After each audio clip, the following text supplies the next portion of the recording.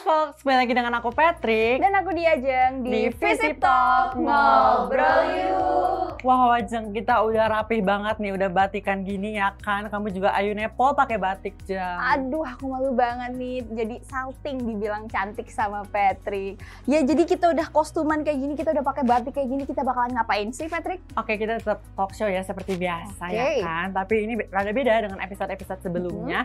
Kita bakal memasuki mode serius gitu ya kan, karena kita akan mengangkat tema MBKM. Oke, MBKM ya, Merdeka Belajar Kampus Merdeka ya, Patrick. Bener banget. Meskipun bahasan kita bakalan sedikit lebih berbobot dari biasanya nih, kita bakalan tetap kemas dengan ceria dan juga menarik ya pokoknya. Jadi buat Fox yang ada di rumah, kita bakalan bersama dengan kedua guest star di sini yang bakalan ngomongin tentang pengalaman seputar program MBKM. Mungkin langsung aja kita panggil gimana? Iya, Patrick? bener banget, kita nggak usah perlu nunggu lama-lama lagi. Ayo kita undang guest star kita pada hari ini. Halo Kak, Ayo, boleh Kak, masuk. silakan. Halo, silahkan duduk. Aduh, kok serius gini sih, Jang? Tegang, intens Enggak, deh. serius dong. Halo Kak, Salken. Oh ya, Halo. mungkin perkenalan dulu dari kakak yang ini. Oke, halo, perkenalkan aku Nisri Nadia Salma, aku dari Sosiologi 2021. Halo Kak Nisrina ya. Nisrina. Rina aja. Oh, Rina aja. Salken ya, Kak Nisrina. Karina. Oke. Ya, halo semua.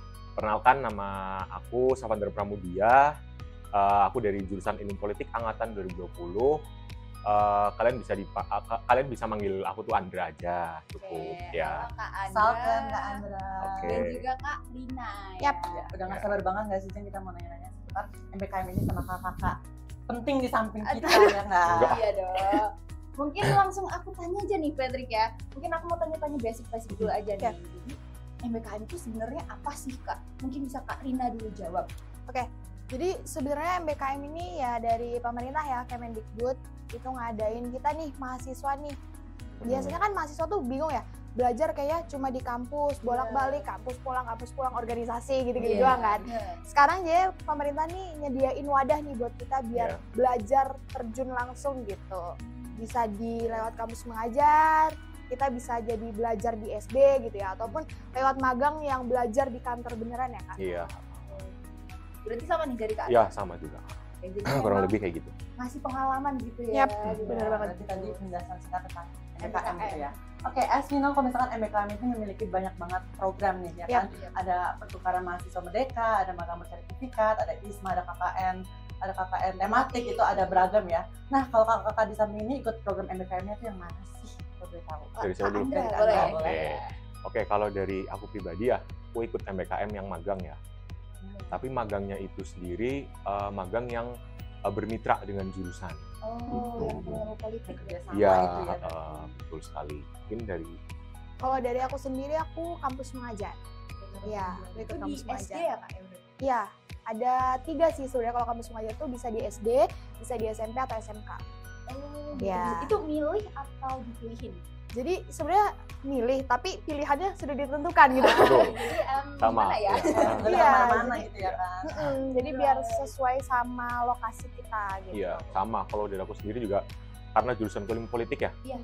magang bermitranya ya cuman di lembaga pemiluan gitu, antara KPU dan Bawaslu. Dan untuk tempatnya sendiri emang sudah diarahkan di Daerah sini area apa, Kak? Barlimas Cakep. Oh, Banyumas. Iya.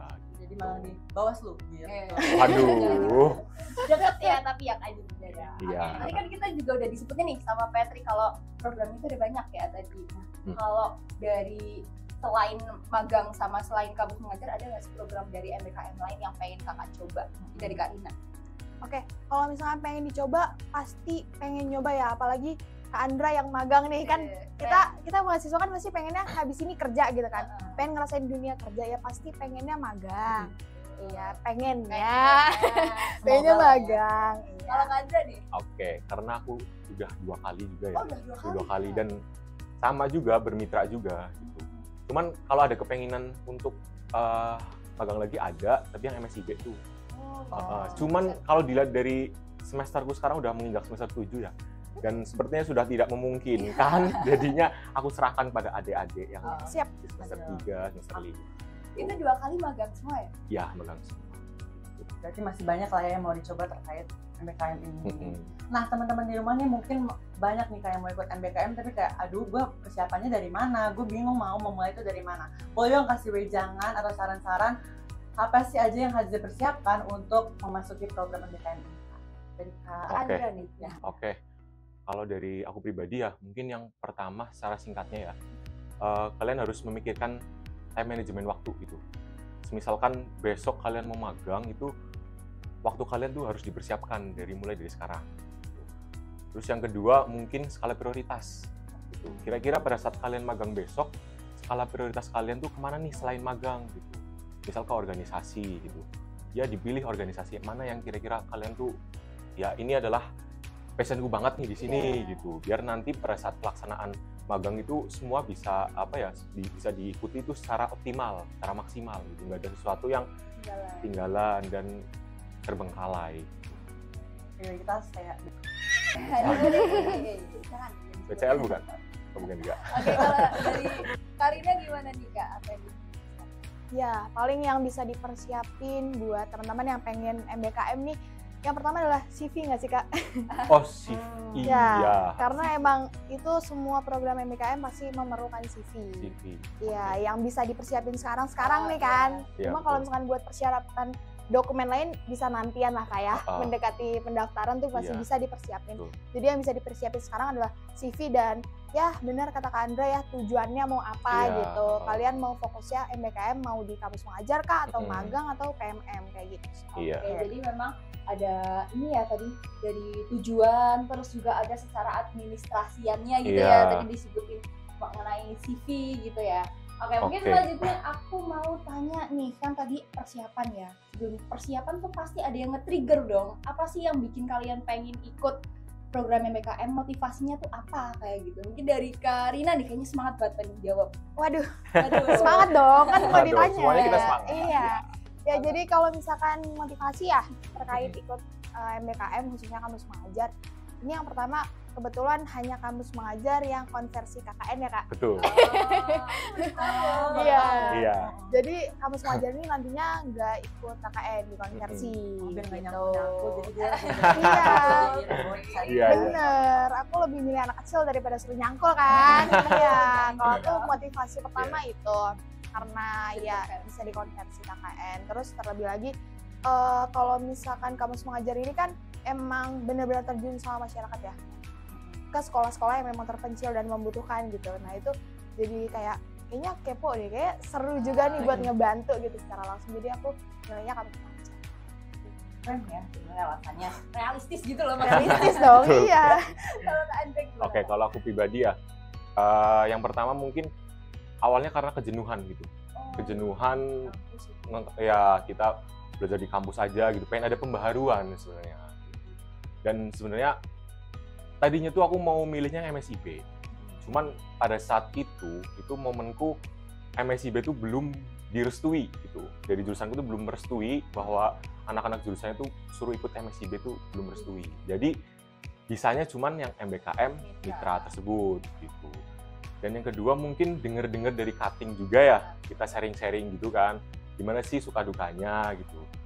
Aku rasa kayaknya lebih banyak sukanya gitu dibanding dukanya gitu. Jadinya wah kayaknya tertarik juga nih. Dan yang terakhir pastinya yang kita harap-harapkan juga ya selaku mahasiswa itu yaitu dikonversi juga. Kalau dari aku sendiri tuh 21 yang semester 5, yang semester 6 tuh 20 SKS gitu. Jadi ya enak aja gitu, kita udah dikonversi kan, nggak harus mengikuti tugas-tugas dari dosen lagi gitu ya. Kita udah ya insya Allah udah aman gitu. Cuman kalau dari aku sendiri tetap ada mata kuliah pas momen itu. Iya, jadi aku harus bolak-balik. Aduh. Gitu lumayannya di situ. Cuman satu matkul sih, cuman itu matkul wajib dan 3 SKS. Gitu. Apa ya, aku jadi penasaran deh. Nggak boleh ya, nggak boleh. Nanti aja nanti. Motivasi terbesarnya supaya nggak kuliah aja Aduh. gitu. Oke, nah sekarang ngebahas strategi nih. Mungkin banyak teman-teman psikolog di rumah yang kayak aku mau ikut MBKM tapi bingung yang cocok programnya tuh buat aku yang apa gitu ya kan. Boleh dong dikasih strategi-strategi memilih program MBKM yang tepat. Dari Kak siapa nih? Dina boleh? Dari aku dulu ya. Jadi kalau misalkan ngomongin strategi, sebenarnya aku juga nggak punya strategi khusus ya sebenarnya. Cuma ini pengalaman aja. Kayaknya temen-temen aku kayak pada nyesel gitu. Kenapa sih nggak nyoba pas lagi kampus mengajar? Karena kan emang timeline-nya kan berurutan ya kak. Kita mulai dari PPM dulu, habis itu kampus mengajar. Nah jadi mereka tuh hanya fokus ke magang. Jadi mereka nggak coba di kampus mengajar. Tapi ternyata di magang nggak keterima. Nah, jadi mungkin buat temen-temen yang emang pengen belajar di MBKM gitu, menurutku mungkin alangkah lebih baiknya coba aja lah dulu semuanya. Karena nanti walaupun kamu mengajar udah keterima tuh, itu nanti ada pilihan mau ditolak atau diterima gitu. Iya, ada pilihannya dan ada jangka waktunya. Jadi mungkin biar sambil nunggu magang, pengumuman magang, bisa lah kita diterima dulu di kampus mengajar gitu. Jadi ada plan B ya gitu ya. Betul. Kalau Kak Andra gimana? Oke, kalau dari aku pribadi sebenarnya aku kurang lebih sama ya. Kita harus mempersiapkan semuanya gitu. Plan A, plan B, plan C. Gitu. Pasti di semua plan itu pasti kita ada salah satu yang dapat lah gitu. Gitu kan, jangan terlalu idealis cuman satu aja gitu kan. Itu kan nanti kasihan buat kita juga nanti. Gitu Nanti bertepuk sebelah kaki kan. Bukan ya, tangan ya. Jadi ya itu. Terus yang kedua, kalau dari aku sendiri itu strateginya adalah kita tuh sowan ke instansi yang akan kita ikuti besok pada saat magang MBKM gitu. Itu menjadi nilai plus, satu poin plus gitu. Karena pasti kan tempat magangnya sendiri kan nggak tahu menau nih, kira-kira awalnya tuh siapa yang mau magang gitu kan. Hanya tahu dari pihak jurusan. Nah kalau kita tanya langsung sana, kita udah ibaratnya dikenal lah sama mereka. Dan chance untuk diterimanya itu pasti lebih besar gitu. Tapi kalau strategi aku sih ordal. Itu pasti dibutuhkan kok. Nggak bisa dipungkiri ya. Bahasa baiknya tuh link ya. Iya, link. Supaya baik aja sih lihatnya. Oke, tadi juga sempat di-mention kan sama Kak Andra tentang organisasi yang nggak boleh terbengkalai dan lain-lain. Nah, sebenarnya program MBKM ini ganggu kegiatan organisasi kalian apa enggak? Oke, ini dari siapa dulu? Andra nih kayaknya. Oke, kalau dari aku pribadi ya, karena yang semester 5 nih aku yang paling ingat ya, itu ya aku masih cukup aktif gitu dalam organisasi gitu. Nggak cuma organisasi itu, pasti itu ikut panitian-panitian lain juga. Dan mungkin dari aku sendiri itu lumayan cukup berat gitu. Nah, yaitu balik lagi yang tadi awal aku omongin, kita harus menentukan time management sama skala prioritas. Kalau dua-duanya itu kita udah bener lah ibaratnya, udah nentuinnya dengan secara matang gitu. Insya Allah organisasi nggak bakalan terbengkalai. Dan pastinya yang terakhir harus selalu membangun komunikasi yang baik ya, gitu. Antara ke pihak instansinya kalau misalkan mau izin, kalau misalkan ke pihak organisasinya mungkin ke teman sendiri gitu. Jadi kita ada koordinasi, jangan kita itu nanti tiba-tiba menghilang atau satu sama lain kan nanti nggak enak juga satu sama lain. Gitu sih. Jadi memang depends lah ya, pokoknya harus pinter-pinter ya mengatur waktu kayak gitu. Kalau dari kalian sendiri sama nih? Iya, sama aja ya sama Kak Andra, emang MBKM itu bukan halangan ya. Iya. Tenang aja bukan halangan karena emang se-fleksibel itu, bener di kampus mengajar pun kayak gitu, kalau mau izin bilang aja ke guru pamongnya. Yap. Ya, sebenarnya. Jadi masalah waktu aja nih teman-teman. Oke, Patrick. Oke, nah terakhir nih. Ya. Apa aja sih manfaat atau nilai-nilai yang kalian dapat, yang kakak-kakak ini dapat pas lagi program MBKM? Dari Coba, Pingsut. dari kalian. Oke, mungkin buat aku manfaatnya pasti banyak banget ya. Walaupun aku di kampus mengajar pun bukan di kantor gitu ya, ngerasain langsung, tapi aku jadi ngerasain langsung namanya kerja sama guru gimana, keluh kesahnya guru gimana, karena ternyata di sana pun kita tuh jadi tahu loh keluhan-keluhan di sana tuh apa aja. Terus kita juga jadi lebih kenal sama anak-anak kecil. Jadi bukan cuma pelajaran metode penelitian yang kita pelajarin gitu kan, kita jadi pelajarin kayak kalau interaksi orang kayak gimana, komunikasinya kayak gimana gitu langsung gitu. Iya. Jadi mau punya anak kecil nggak? Aduh. Masih panjang. Tahan. Habis ini diobrolin. Oke. Kalau dari aku hampir sama juga ya, maksudnya ya pasti banyak manfaatnya gitu. Dan pastinya kalau dari aku sendiri kan karena magang ya, jadi aku tahu gitu situasi kinerja dari instansi yang aku ikutin tuh kayak gimana gitu, proses kerjanya kayak gimana, terus habis itu kita juga terjun langsung sering gitu. Kalau kemarin kan aku di KPU ya, itu sering terjun langsung ketemu sama masyarakat, kita harus menyikapi gagasan ataupun kritisan dari masyarakat itu kayak gimana.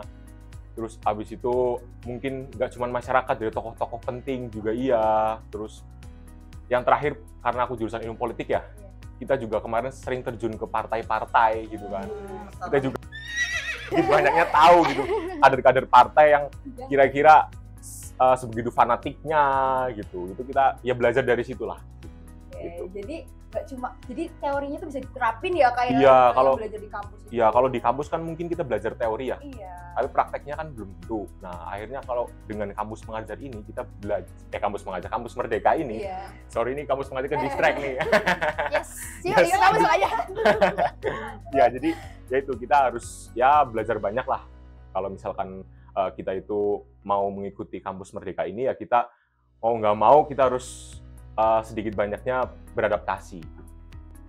Jadi memang tadi ada persiapan, terus kita juga udah tanya-tanya motivasi, terus sampai manfaat nih yang banyak banget dari program MBKM.